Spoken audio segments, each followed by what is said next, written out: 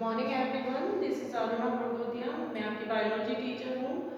मैंने आपको first chapter से रिलेटेड वीडियो सेंड की थी। फर्स्ट चैप्टर में हमने मोस्ट ऑफ पोर्शन जो है वो कंप्लीट कर लिया है। अब हम आगे की कुछ विधियां पढ़ेंगे। हम कायिक जनन पढ़ रहे थे। कायिक जनन की हमने प्राकृतिक विधियां पढ़ ली थी। अब प्राकृतिक विधियों के बाद हम कृत्रिम विधियां पढ़ रहे थे। कृत्रिम विधियों में भी मैंने आपको दो विधियां बता दी थी। उन दो विधियों में कौन कौन सी और भी अन्य विधियां थी जिनको भी मैंने आपको अच्छे से एक्सप्लेन कर दिया था। बट आज जो हम मेथड पढ़ रहे हैं, आज जो हम विधि पढ़ेंगे उसका नाम है दाब लगाना। दाब लगाना का मतलब क्या होता है कि अगर हम किसी पौधे में के तने पर दाब लगाकर अगर नया पौधा विकसित करते हैं, दबाव लगाकर अगर हम नया पौधा विकसित करते हैं, तो इस तरह की जो विधि होती है उसको दाब लगाना कहते हैं। अब इतनी सारी मेथड, हम इतनी सारी विधियां पढ़ रहे हैं, तो उसका क्या कारण है? क्योंकि प्रकृति में एक ही तरह के पौधे नहीं होते हैं। क्योंकि एक ही तरह के अगर पौधे नहीं होते तो उनमें एक ही तरह की मेथड भी यूज नहीं कर सकते हैं हम कायिक जनन की। तो उनके लिए हमको क्या करना पड़ता है? अलग अलग टाइप की मेथड से अलग अलग टाइप की विधियों का उपयोग करना होता है। अगर हम अलग अलग टाइप की विधियां उपयोग करते हैं तो उससे क्या होगा? एक तो वेराइटीज हमको बहुत सारी मिल जाती है, पौधों की नंबर्स बढ़ जाती है, संख्या में बढ़ जाते हैं। बीजों की उपलब्धता अगर कहीं पर नहीं है तो उसके बिना भी हम पौधों को विकसित कर सकते हैं। तो इसमें भी बहुत सारी विधियां हैं जिसको हम आज पढ़ेंगे। पहली जो विधि है आपकी सरल एवं सामान्य दाब। सरल एवं सामान्य दाब का मतलब क्या होता है? यहाँ पर मैंने एक डायग्राम बनाया है। इस डायग्राम में आप देख रहे होंगे कि ये जो है ये मुख्य पौधा है। इस मुख्य पौधे के एक तने को दबाकर क्या करते हैं? मिट्टी के अंदर दबा देते हैं ना, मिट्टी के अंदर दबाते हैं और उससे खूंटा लगा देते हैं, या लकड़ी का जो एक सपोर्ट होता है वो लगा दिया जाता है ताकि टहनी जो है वो ऊपर ना आए। ठीक है। जब इससे जड़ें विकसित होने लगती है, कुछ समय ऐसा होता है कि अगर उसको पानी अच्छे से मिल रहा है, खाद अच्छे से मिल रही है, हवा अच्छे से आ रही है उस जगह पर, तो क्या होगा? वो जो भाग है उससे क्या होगा? जड़ें विकसित होने लगेगी। जड़ें विकसित जब होने लगेगी तो हम इस पोर्शन को काट के अलग कर लेंगे। जब हम इसको काट के अलग करेंगे तो नया पौधा विकसित हो जाएगा। तो इस तरह की जो विधि होती है उसको हम बोलते हैं सरल विधि। ठीक है। नेक्स्ट जो विधि है उसको हम कहते हैं शीर्ष दाब। शीर्ष दाब का मतलब क्या होता है? नाम से ही स्पष्ट होता है कि जो मुख्य तना होता है, मुख्य तने का जो शीर्ष भाग होता है, उस शीर्ष भाग को दबाकर हम क्या करते हैं? मिट्टी के अंदर कर देते हैं। जैसे ये वाला भाग, ये आपको दिख रहा है डायग्राम में, ये मिट्टी होती है। ये जो पौधा होता है, पौधे का जो मुख्य तना होता है उसका मुख्य भाग मतलब कि सबसे ऊपरी भाग जो है उसको क्या करते हैं? झुकाकर कहाँ कर देते हैं? सॉइल के अंदर कर देते हैं या मिट्टी के अंदर कर देते हैं। जब हम उसको मिट्टी के अंदर करेंगे तो क्या होगा?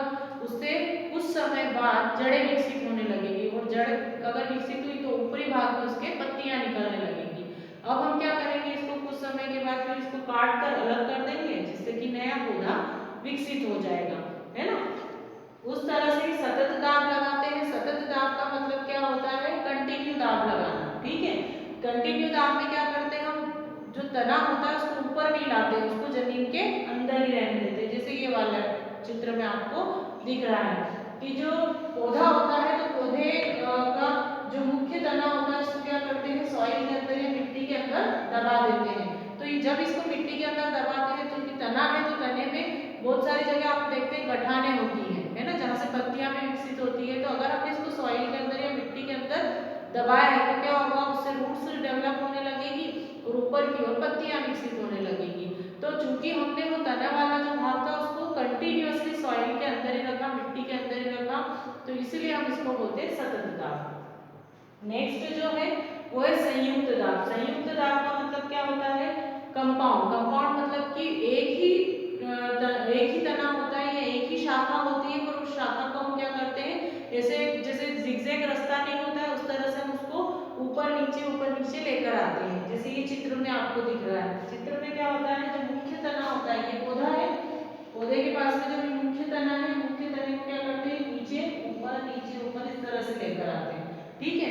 क्यों लाते हैं? क्योंकि इसका जो नोड वाला जो भाग होता है, पर्व संधि वाला जो भाग होता है, उस पे क्या होता है कि पानी जब उसको मिलता है तो उससे जड़ें भी विकसित होती है और तना भी विकसित होता है। ठीक है।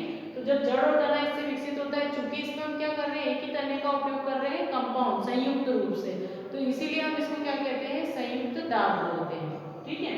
ये आपकी 5 मेथड्स है। 5 मेथड के बाद नेक्स्ट जो मेथड आती है लास्ट संयुक्त मेथड के बाद जो आती है वो वायु दाब या गुटी बांधना है। अब वायु दाब या गुटी बांधने को क्या कहते हैं, जैसे मान लीजिए कोई तना है ना, अगर ये तना है तो तने से जो शाखा निकलती है उस शाखा को क्या करते हैं, उसका वहां से एक तरह से देखा जाए तो उसको बोलते हैं बाल, या उसकी छाल को हटा देते हैं।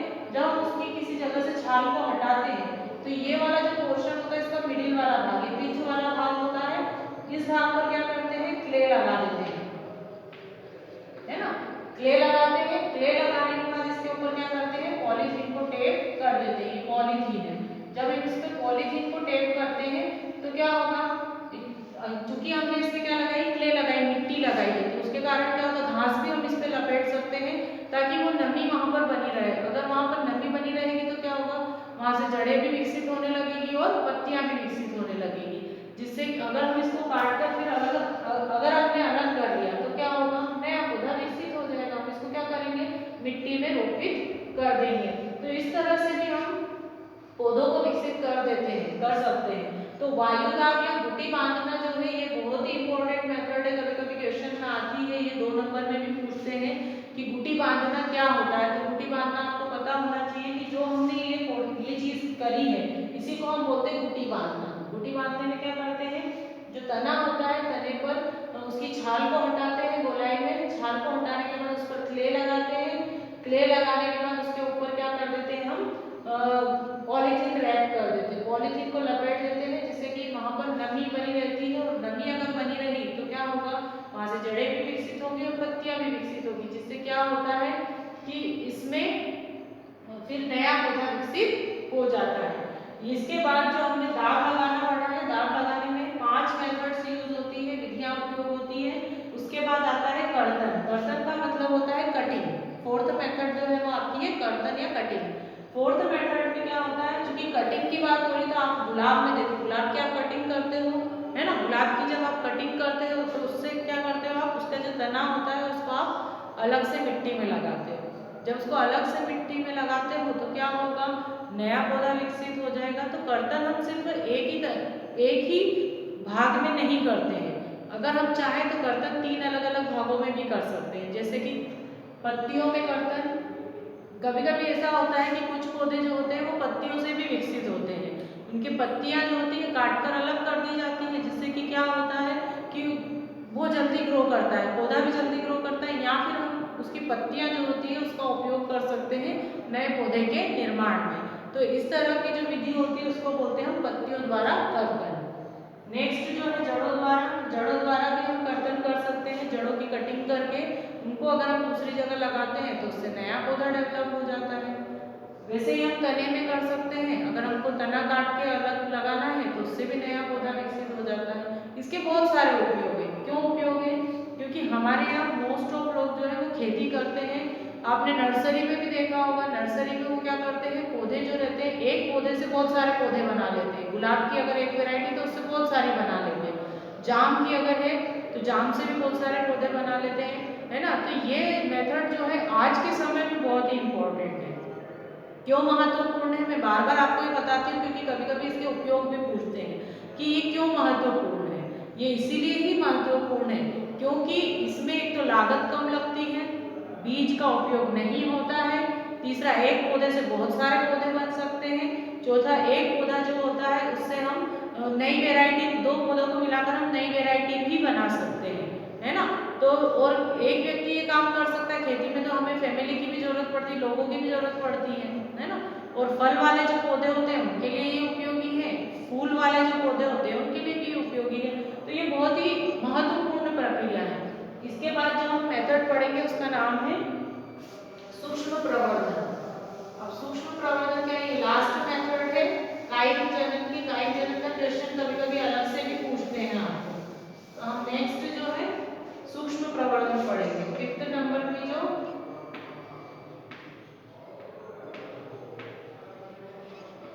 सूक्ष्म प्रवर्धन, सूक्ष्म प्रवर्धन को इंग्लिश में बोलते हैं माइक्रो प्रोपोगेशन।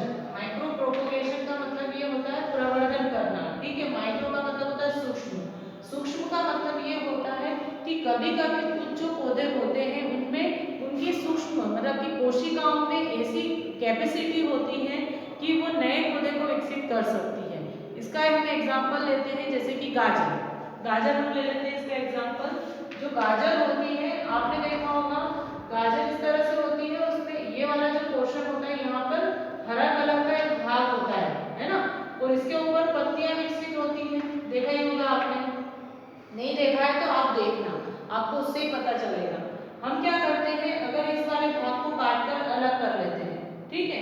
अगर हम इस छोटा सा पोर्शन लेते हैं, बिल्कुल छोटा सा टुकड़ा लेने के बाद इसको हम रखते हैं वाटर में।